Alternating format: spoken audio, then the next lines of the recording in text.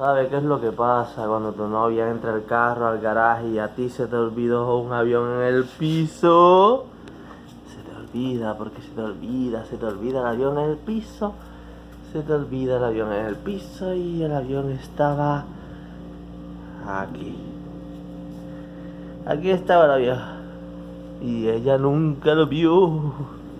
Nunca, nunca. Abrecito. No, tampoco jodido, pero tampoco como que le pasaran con un carro por encima, ¿no?